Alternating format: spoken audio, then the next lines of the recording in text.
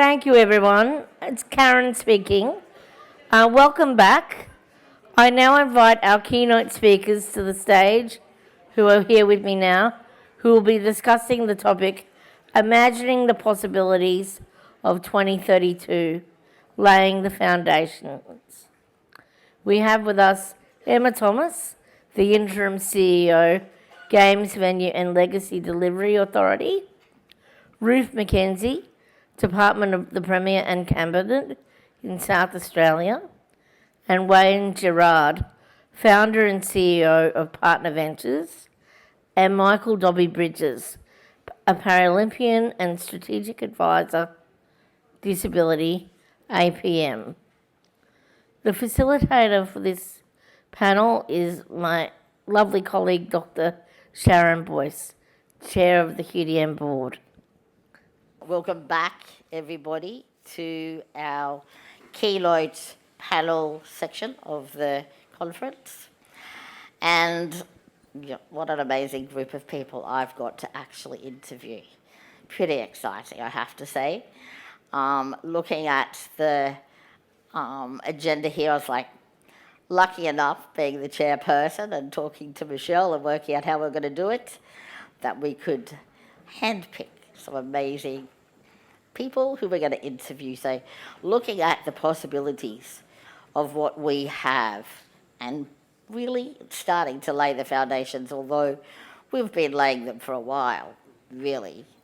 But the reality is we're going to imagine the possibilities of 2032, Brisbane 2032, for an inclusive Games and our legacy and beyond that legacy. So it is what is going to embed into our future. And if you look at past Olympics and Paralympics, we're going to really raise the bar, I think, here within Australia, Queensland, Brisbane 2032. And I really say it like that because I, particularly coming from a rural and remote area, really like to think about how all of those feeder spaces are part of and have the opportunities to. And that is where the power, when we were talking about before, the power of the legacy and what we're going to leave behind and our vision of that now and our vision into the future of what that legacy is going to be is what is so exciting. And we want it to be inclusive and we want it to be something that celebrates that. And I want to get thinking about what is possible and beyond. What do we see? Whilst 8 years may seem like a long way away, we're moving a lot closer on the runway to the Games.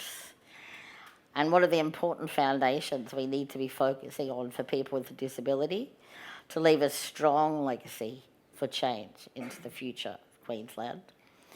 And we've got a couple of questions for each of the presenters and panellists. And let's start off with Emma, who is the interim CEO. And I'd like you to just give a little bit of a background. Remember, let's describe ourselves to everybody, both in the room and online. And I want you to really look at the first thing, and the first question is, could you give us an overview of the work with regards to access and inclusion in preparation for the Games? Like, what is happening? Over to you, Emma. Excellent. Thanks, Sharon, and thank you for having me here today. My name is Emma Thomas, and I am a short woman, middle-aged woman with brown hair. Today I'm wearing a black top and black jacket and some very funky pants with pictures of Paris on them. Which is very appropriate, I think, for today. And it's great to be here in front of you on the after the closing of what has been an incredible Olympic performance by our athletes, and on the eve of what will no doubt, without trying to put too much pressure on them, an incredible performance by all our Paralympians. I'm actually really happy to be at home so I can participate in the live sites and really start to cheer on our Paralympians as they go into what will be no doubt a very exciting time for them. And I'm sure Michael will tell us more about what that excitement looks like. So I'm fortunate enough to be the interim CEO of the newly formed Games Venue Legacy Delivery Authority. It's a bit of a mouthful. I fondly call it GAVALDA and encourage everybody to sort of form in their minds what their finest GAVALDA looks like. I just had someone tell me it looks a bit like a gazelle who moves very swiftly. So let's go with that definition today of GAVALDA. The great thing about GAVALDA is that it has legacy really formed and built into it. And the Games for Brisbane 2032 has always been around legacy and what our version of Queensland, Southeast Queensland, and even more broadly Australia will become, and what the opportunities are that are created by hosting the biggest games on earth. And having the Olympics and Paralympics, after we've just seen some of those performances, you can see the scale of the event itself and what it does. But it also creates dreams for all of us in what that looks like. And Brisbane 2032 always started with a strong legacy notion. And some of you may have seen this document. I'm holding up the brochure that is the Elevate 2042. Brisbane 2032 bid always was centred around the 10 plus legacy, and that legacy work was done very early on. And it is at its very core about inclusion of our First Nations people, and inclusion and lifting the bar on accessibility and inclusion in Queensland. And it's something that I'm really proud of. The document itself looks across a number of different pillars, but the opportunity is there at the very front of it for about participation in sport and health and well-being. And we know that through our accessibility of venues, or even just straight out participation and what's available for people in sport, we have really low participation rates for people with disability, and that's one of the fundamental notions of Elevate 2042, is to really open up those opportunities for participation in sport.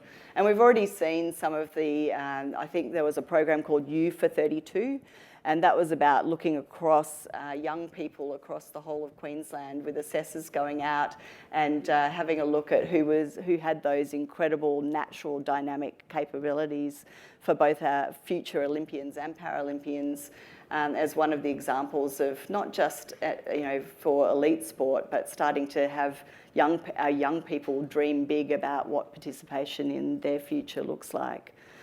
But the other really important notion for accessibility and inclusion is really that about economic participation.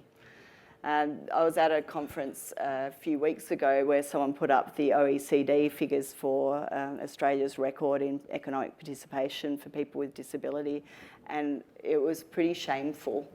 It had us at the very lowest points of that table, and it sat me back. It made me really surprised. But I think the opportunity, and when I've had the great opportunity to participate with some of the steering committee that is led by our wonderful Brad Kinsella, who's here today. He's part of the GAVALDA team, proud Gavaldian as we call them. I heard from a lot of the people participating in that steering group just the real criticality of economic participation and how that really lifts for everyone. And I have a view and a vision that as we start to build around this 2032 legacy piece, the opportunity for the Games is really about driving not just for GAVALDA and not just for people who are involved in the Games, but really being able to work with all of our industry base across Queensland, across Australia, to really shift the dial on that. I think that is probably the most fundamental change that we can make. Because through that inclusion and accessibility, we have the opportunity to really be a much more strong economy here in Queensland. And I'm really looking forward to that opportunity that the Games brings. I know my fellow panel members will all have some pretty interesting views that they will continue to share about the other opportunities for the Games. But I think, again, if I can point everyone back to Elevate 2042, we're in the process of building the implementation plan around that legacy at the moment. And as we start to come out, we'll no doubt have people with lots and lots of different ideas about how we can create the legacy. We're not only providing what we think that first tranche of legacy type activities will be, but we're also providing a process by which people can feed these ideas into and have them assessed. I've noticed everyone has lots and lots of good ideas. Not everyone brings the truckload of cash that goes with it to get those ideas into action, but I'm really confident that through the building of new venues, through the engagements that we have in, whether they're in our creative arts or whether they're in the supply chain that we are going to provide for no doubt for all of these different events and activities, we have the opportunity now to really make that change. And that's what I'm looking forward to in setting up and leading the team at the moment through Gavalda to embrace those opportunities and have a much better outcome for us in our next coming of age of Southeast Queensland and Queensland, whatever that looks like. So thanks, Sharon. Thank you so much. And don't you love the name Gavalda? It really rolls off your tongue, and it actually, you know, we've got an acronym, but we've actually got a name with an acronym, which even makes it better. And I have to say that you pointing towards that Elevate 2042 document, I think that was one of the most exciting things that we first worked on and put together to actually look into the future and imagine those possibilities. And yes, there's always the economic side of it and the money that needs to be linked to it. But I think first and foremost is that imagination of what is possible and what we can capture. And Wayne, I don't know if you remember our first group meeting of Legacy 2032, where we were looking at what are our dreams. I thought, what are we talking about? What are we doing? How are we going to even do it? And they were like, no, anything's possible. I remember Amy going, just say it, just put it out there. The reality of that was there were some really exciting ideas. I was like, how's this even going to work? There was AI visions of going to the reef and people in wheelchairs being able to be under the water, how it would work. Some of those things might seem like they might not be possible, but with what technology we have today, anything's possible. And that's leading into Ruth's next bit. Now I want to introduce Ruth McKenzie, and I'm going to ask you two questions, Ruth, but they sort of merge into three. Your role in the London 2012 Olympics and Paralympics. How did you develop the approach and strategy to lay the foundations for building skills, knowledge and pipeline of artists with disability? How the community was brought together through art, and then the key things Brisbane should be doing now and what we could be imagining. Well, thank you very much. That's a lot of questions, and nudge me if I go wrong. I'll start with the easy bit, which is I'm Ruth McKenzie. I'm also a short woman with black and white striped hair. I'm wearing black. Importantly, though, I'm wearing the Narangga symbol for a strong woman, which was given and made for me by Auntie Lynette, a Narangga elder and artist, which strengthens me every day. You'll have worked out already, thanks to Sharon, that I'm not here because I'm working in the department of the Premier and Cabinet of South Australia, thrilling though that is, and it is. I'm here because I was responsible for the cultural programme for the London 2012 Olympic and Paralympic Games. And every modern Olympic Games is obliged by the International Olympic Committee and the International Paralympic Committee to have a cultural programme. And most of the modern Olympics have taken a different steer on that. But one of the things that we did achieve in London, and I'm used to talking about all the things we got wrong, and I'm happy to talk about that for the rest of the day. But one of the things that I think we got right was that we did prioritise a capacity building and training programme for artists with disabilities in the UK, and with an international partnership programme. So it was open also for artists from anywhere around the world with disabilities. And that enabled us, we created a programme led by people with disabilities and mostly artists and arts workers with disabilities, called Unlimited.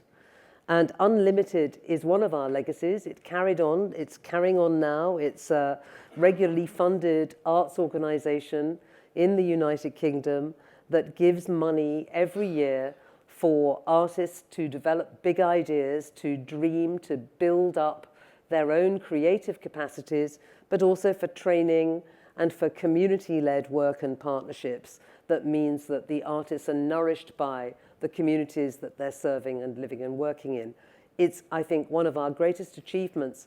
And thanks to that program, we are, at the moment, the only modern Olympics that not only had the largest festival of artists with disabilities ever at an Olympics, and indeed still in the United Kingdom, but also had the only opening ceremony for the Paralympics that was created by, led by, and delivered by artists with disabilities, which you might think would be what every single Paralympics does, let's be honest, because every single Paralympics is led by and features and celebrates, as Uncle Paul so beautifully said, the warriors, the heroes that are the Paralympians.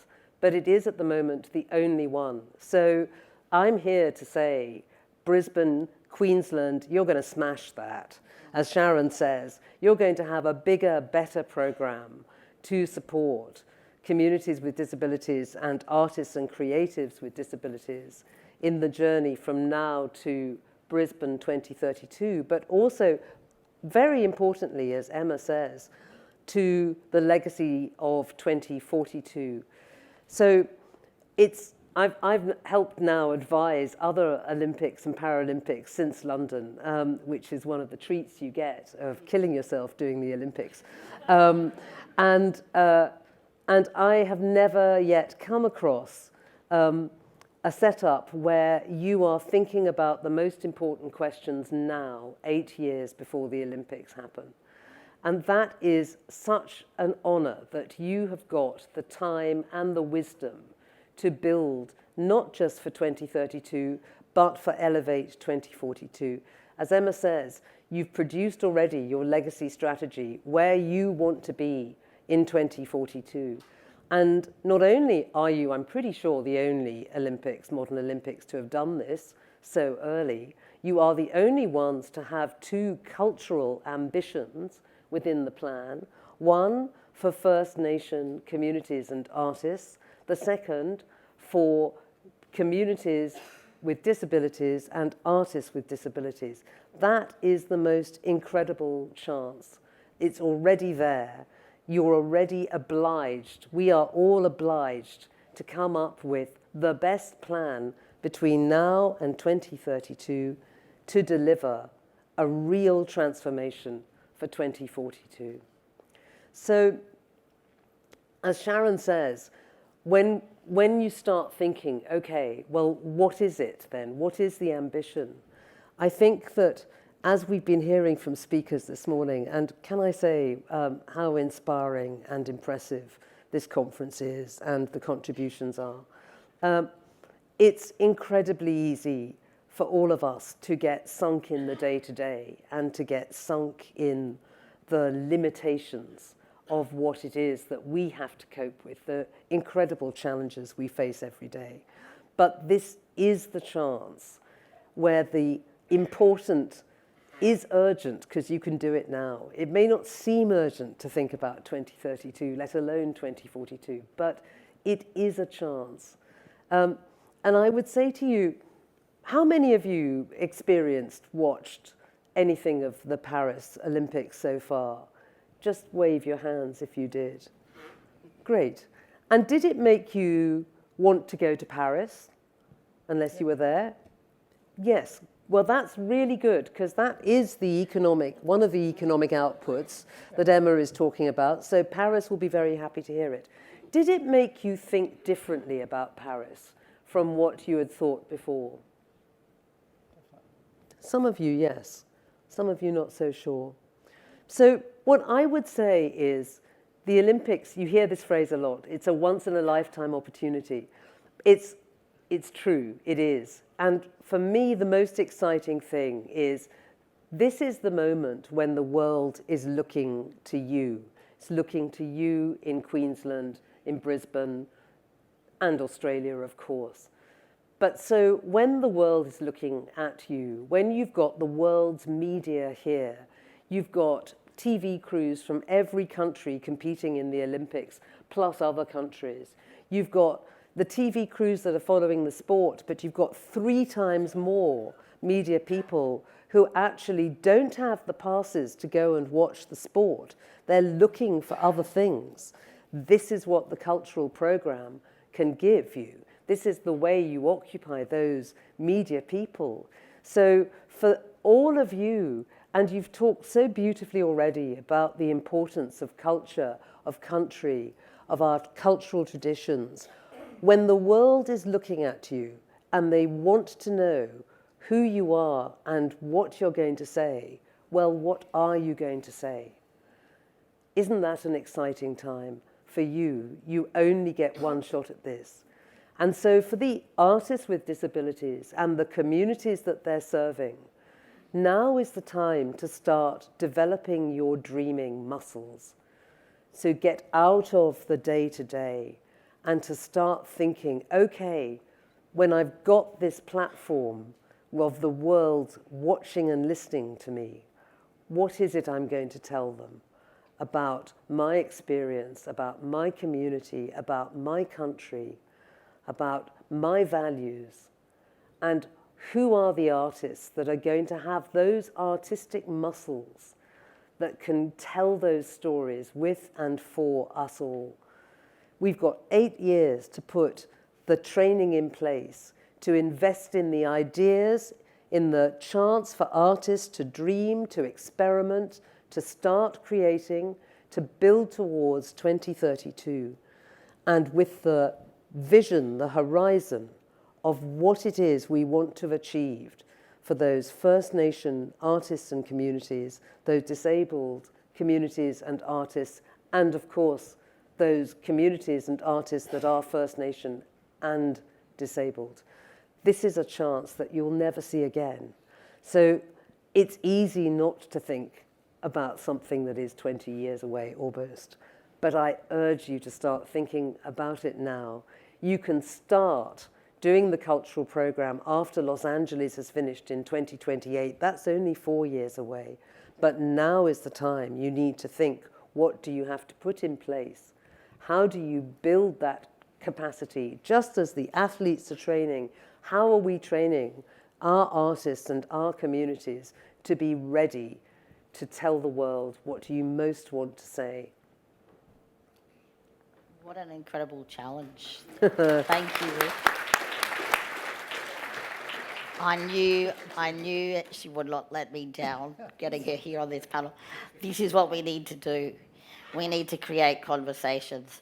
We need to let people know of the opportunities. We were talking before about who might be hidden and not have a voice. We need to give everybody a voice. We need to encourage those things in every piece of work that we do and not make it all about things that are about legislation and rules and how we do things. They're all important. But this is incredibly important to be able to showcase who we are, what we are. I loved what Uncle Paul was talking about earlier, where he was actually talking about where he was invited to Korea to do this. We're going to have people coming here, right to our doorstep. We need to take on board some of the ideas that Mob for Mob are doing, and we need to get our own creative juices happening, and we need to really be inspired by that. So your response, what should we be doing now, is we have to start imagining and creating and going, I could do that. This is what I'd love to do. Thanks again, Ruth, for that. Next up, we've got Wayne Gerard, and he's not going to let us down either. No one on this panel is. We're amazing. Okay, I want your questions to be really just exploring a little bit about business and entrepreneurial opportunities. Yeah. Shifting the dial for employment of people with disabilities. What is possible? And that's a big question, but I'm sure you'll be up to that.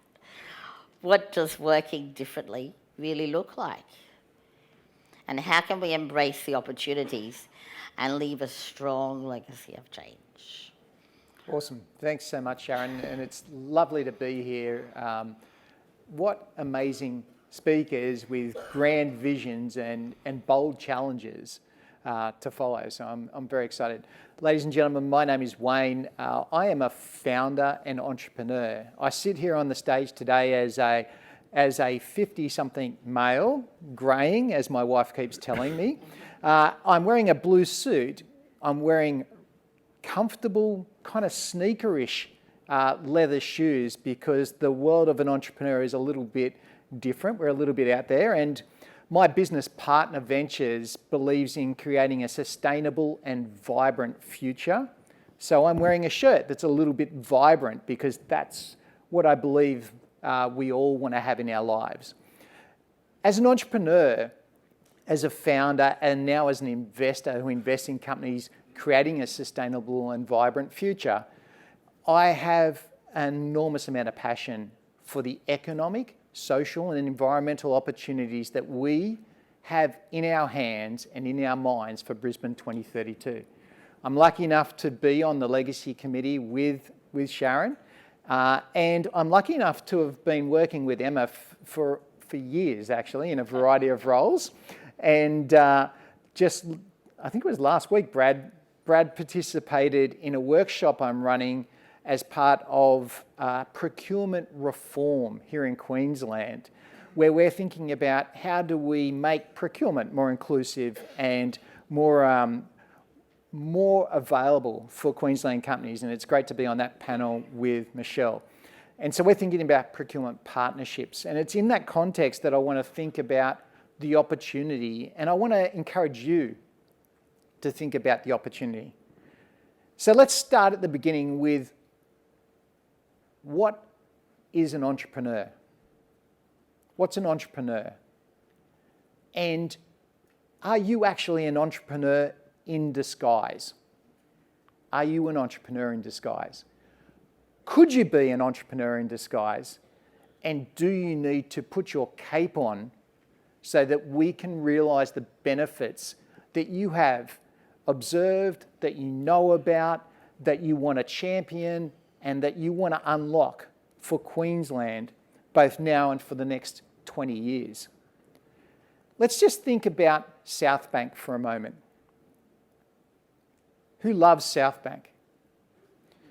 Who would agree that South Bank has been transformational, not just for our city, but our region and our state? For more than 30 years, it's provided enormous legacy and benefit for Queensland. It's a place of inclusion, it's a place of opportunity, it's a place that creates memories, it brings people together, and it attracts people into our state. It is an incredibly diverse group of people that visit South Bank every day. We have opportunities to create legacy like that if we're smart. And really what that requires is entrepreneurial thinking. Why? Because at the heart of it, an entrepreneur is both a curious problem solver and a curious opportunity creator. Entrepreneurs focus on how can we make things better. But we just don't talk about it. We take those ideas, we validate them, we find the ones that have the biggest potential to create impact, and then we do something about them. Entrepreneurs don't ask for permission. Sometimes we're not even really good at asking for forgiveness. Yeah? An entrepreneur seizes an opportunity or identifies a challenge and takes a leadership role in taking action, in creating products, services, and businesses, in storytelling that drives transformational change that impacts hopefully hundreds of thousands and millions of people, plus our society, plus our environment. And it's the opportunity for us, for all of us, to be entrepreneurial that will unlock the benefits that are written in Elevate 2042, that will unlock the benefits that Riv just talked about, that will create the opportunities for our communities, for our people to have a better standard of life and benefit from legacies for the next 3 decades, just like South Bank. So when I think about the economic opportunity that Emma talked about, the economic opportunity comes from people like you and me. The economic opportunity started with the opportunities and problems that you already see day to day. And it's about how do we build businesses, products, services that solve those challenges or leverages those opportunities. How do we bring that stuff to the front of mind? Because entrepreneurship is literally an ecosystem. It's an ecosystem of people that support each other to achieve their dreams. Much like we're talking about here, imagining the possibilities. Entrepreneurship is very much that. And it takes amazing people just like you to be entrepreneurs. When I think about my friends or the people that that are entrepreneurs in Queensland, nearly every single one of them comes from an ordinary background. Nearly every single one of them didn't necessarily feel like they were an entrepreneur when they started. They didn't necessarily associate with the I'm an entrepreneur mantle. They were a person that saw an opportunity to create a product, service, or business that solved a problem.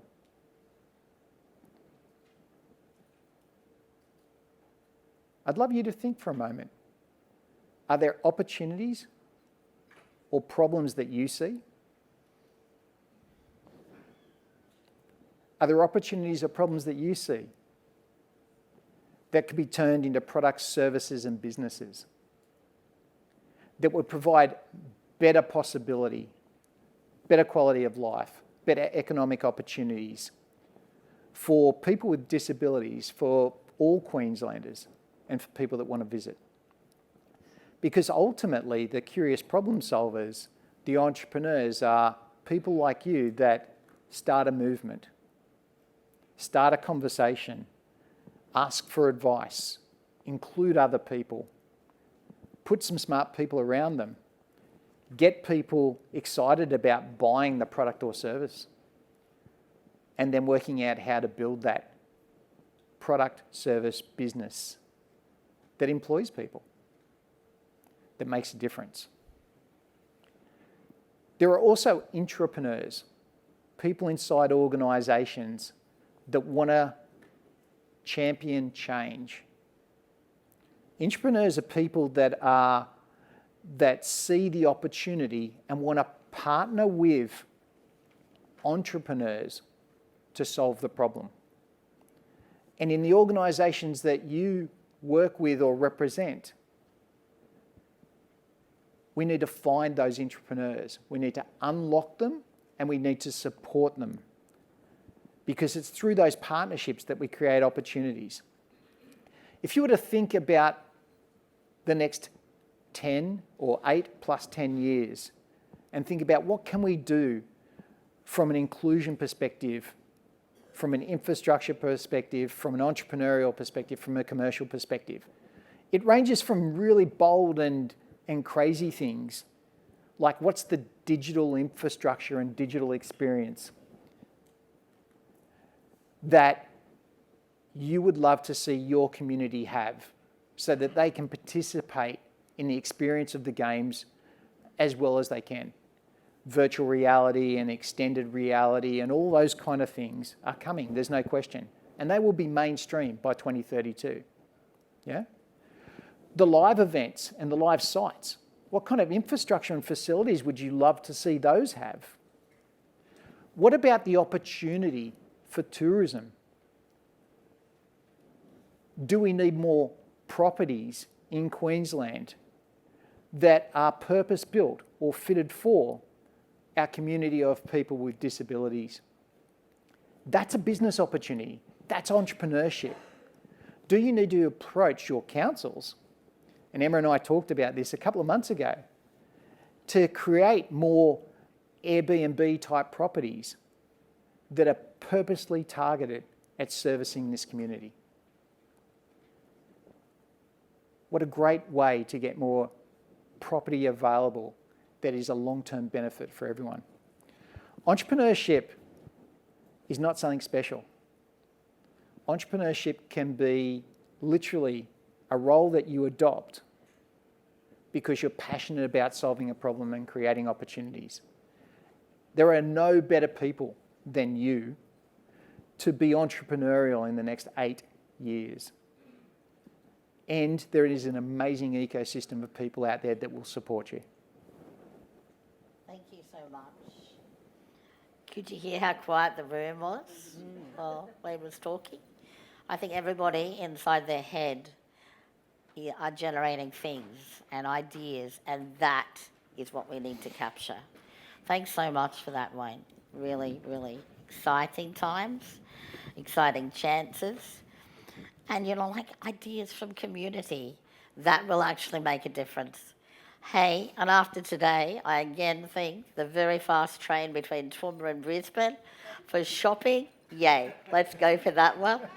That'll be really good. Next up, we've got Michael Dobby-Bridges. We're really excited to hear your story, Michael, and I'm going to ask you some questions as well. I see you've got a few notes on your phone there. Yeah, I got really nervous before when everyone else had notes. I didn't have any in now, so I was busy jotting things down. That's what I was feeling like before when I had the notes on the phone, kept on staying alight. But I just wanted to ask you, and I really want you to just share with us, because that's what's so important and invaluable. Don't worry about notes, just tell your stories about inclusion, sport, health and well-being. I want to think, pick your brains about opportunities for more children, young people and adults with disability to get involved with grassroots, community-level sport as we lead up to the Games. The flow-on effects for people's health and well-being and how that all links together. Inclusion in community, we talk about that all the time, but what does that really mean, and how can that really be part of the legacy and the lived life for everybody with disability of all ages? The benefits for community sports to include people with disability, not just come and try days, we want it to be come and stay forever days. Hate it when you go to those things and you think they're great and then pack up and they're never again for another year on International Day of People with Disability. No, we need to look for a vision here, but I'll leave that for you to say. And I want you to look at... Thanks. Not leading the panel in any way, sorry Michael. At the more elite sports level, the opportunity this will bring for people with disability who want to become a Paralympian and compete in the Games. And then the legacy piece for community, so looking at, dare I say it, the venues, the infrastructure, the momentum of enthusiasm for sport and participation. Think about like the Matildas and the Women's World Cup soccer, all of those sorts of things, and how they influence this very important space of our community and what that legacy can be for everybody. Over to you, Michael. Thanks, Sharon. There's a lot of questions in there, so I might need to get my notes out at some point. But firstly, thank you to Michelle and the QDN team for inviting me along today, and my fellow panel members, which is quite a hard act to follow. My name is Michael Dobby-Bridges. As with Ruth, I'm not necessarily here to talk about what I do day to day at APM, but more so about the power of sport in people's lives. And I'm going to say middle-aged, but I hate using that. I think everyone said middle-aged today. There's quite a broad range there. 50, okay, all right. I'm in that kind of 40-ish mark, but anyway. Greying hair, I am a white male using a wheelchair, blue jacket, white shirt, blue pants, standard kind of attire. But importantly, I'm actually wearing my Paralympic pin, which I proudly wear as the 812th Paralympian to represent Australia.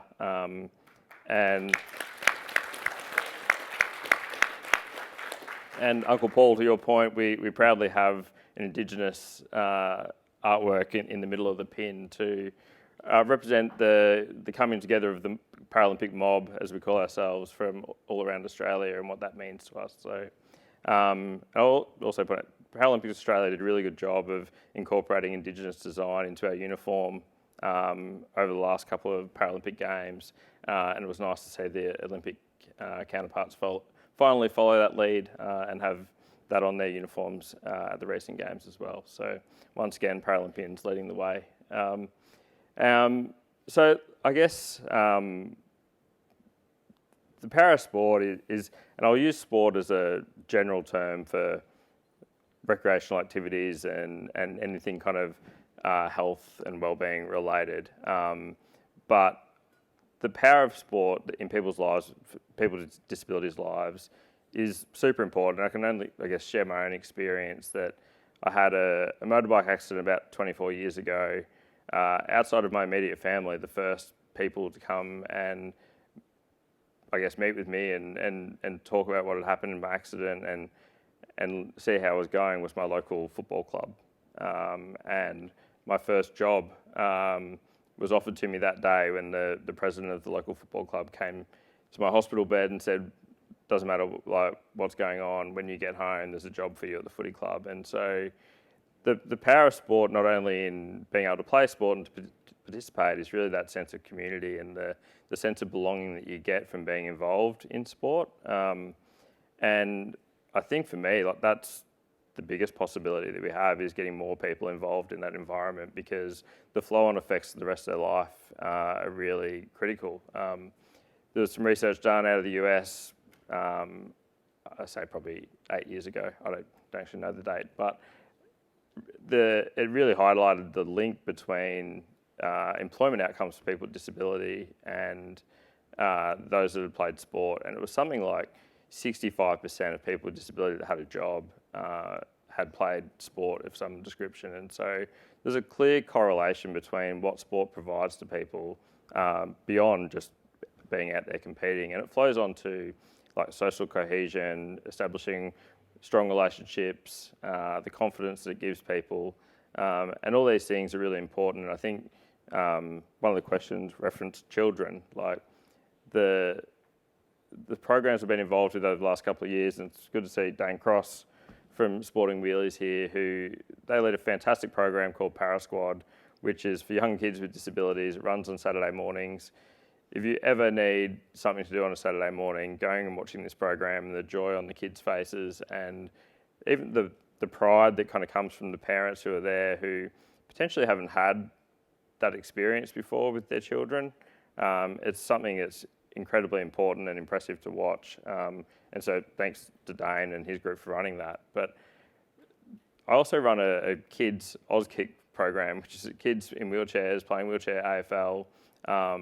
And there's only like 4 kids that come at the moment, but it's like the highlight of my month when I get to go and do those sessions with those children, because the joy that they get to play a sport that wasn't accessible to them a couple of years ago is phenomenal. And I take my little boy, he's 4.5, he doesn't have a disability, and he absolutely loves it. He jumps in a chair, he plays with his new mate Jacko that he just raves about all the time, and it's quite a special moment to have a person without a disability and a young disabled boy share that connection through football, which makes me quite emotional when I think about it. So, but I guess like thinking broadly about 2032 and what the possibilities may be, there's obviously going to be a greater kind of awareness and focus on Paralympics over the next 8 years. And I'm hoping that it kind of kicks off in 2 weeks' time when we start the Paralympic Games and the excitement from those games, and hopefully we have a fantastic result there as well. But hopefully from there the momentum builds. There's been a lot of talk over the last kind of 6 months about whether we need the games and whether we should be hosting and where we should have stadiums and all those things. I'm really hoping that this is like a reset for the community and that we can just realise that there's much greater benefit rather than just building a new stadium, all those things, which are obviously important, Emma. So the greater focus will bring greater investment and awareness, and it won't just be from government. Max, I'm not looking at you to put your hand in your pocket again for sport-related activities, but private sector will also come on board, and I'm fortunate enough to be involved with Wheelchair AFL, and it's an incredible example of when a major sport that has never provided wheelchair version of AFL before kind of gets invested in this, and then the private sector investment that flows from that. And in 3 years in Queensland, we've had 133% growth year on year in the program. We are now getting the Brisbane Lions and all their corporate partners going like, how do we invest more in this? What do you need? How do we make it bigger? They want to have a fully national competition.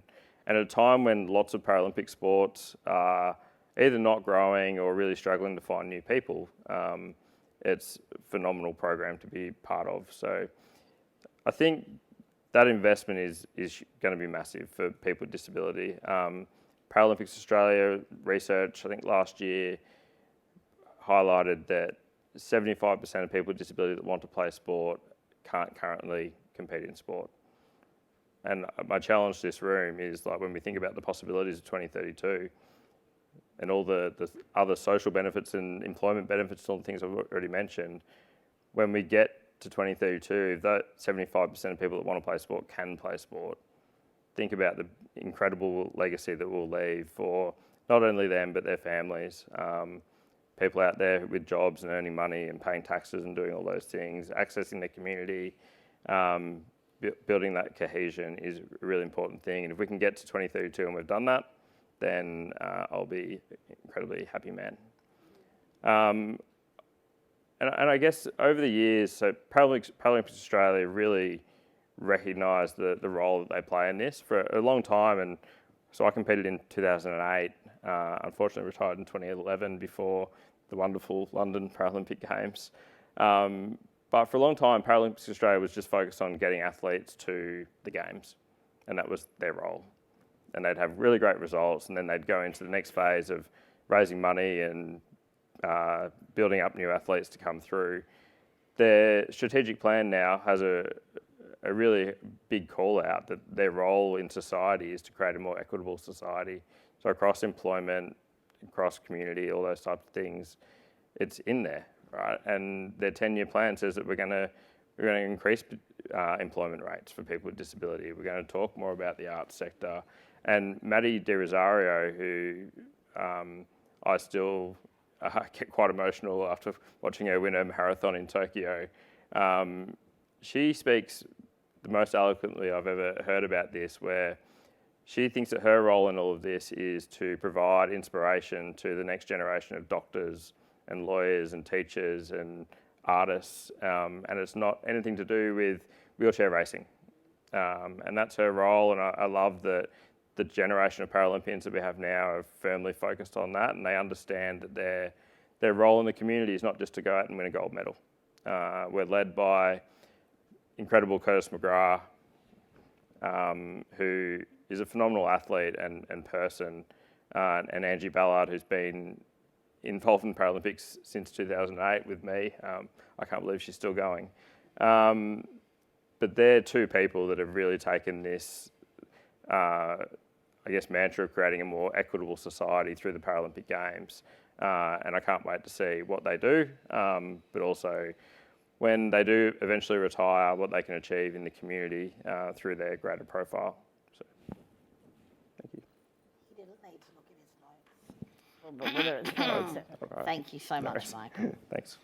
I think that you summarised it so well when you actually spoke from the Paralympian and the voice of person with disability and the significance of what those games can do and what our legacy can be.